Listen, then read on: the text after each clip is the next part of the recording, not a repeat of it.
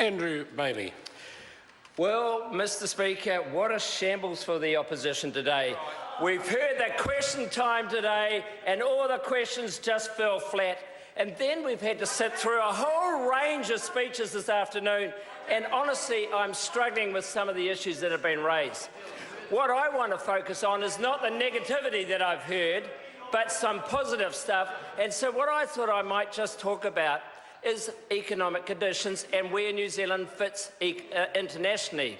So we've been talking about the budget surplus, and when the budget was announced, there were all these opposition members saying, oh, we weren't going to hit budget and everything was bad and we'd broken our promises. Well, actually, to the 11 months to 31 May, our operating budget, or obligo, was sitting at 1.2 billion surplus. 1.2 billion surplus. Now, we've only got 1 month to go, and we may still get to our surplus, when the opposition continuously said we wouldn't. But we can't count our chickens, but it's still a great outcome where we are. Also, if we think about our debt position, which again our opposition love to talk about, let's talk about some facts. Let's talk about some facts. As at 31 May, same period again, our net debt stood at just on 60 billion. 60 billion, which represents just over 25% of our GDP.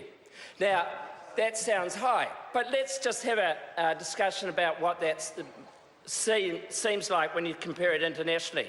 And bear in mind, we've got a target of getting our net debt down to 20% by 2020.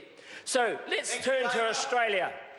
Australia's current debt is just above ours at the moment on equivalent basis, GDP basis.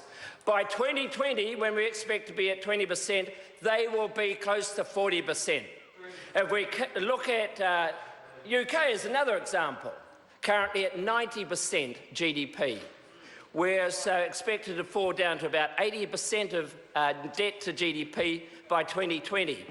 Let's think about Europe. Well, actually, it's about the same as the UK. It'll be about 80%. And US, it's actually about 110% at the moment, and will still be over 100% by 2020. So our 20% by 2020 is looking internationally a fantastic outcome, and will position us strongly to deal with any future issues that we may have to contend with.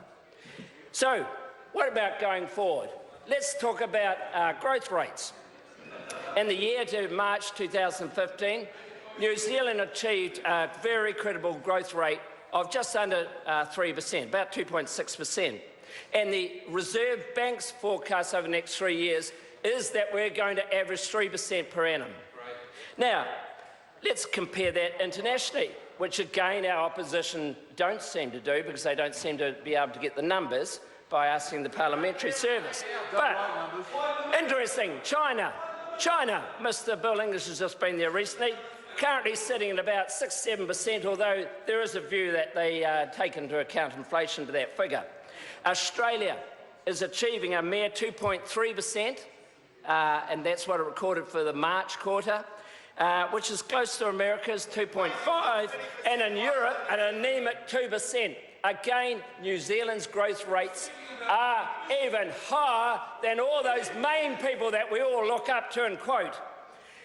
The other thing I want to talk about is this diversification. And for some reason, Labor cannot understand this, and I don't know why it's so difficult to understand.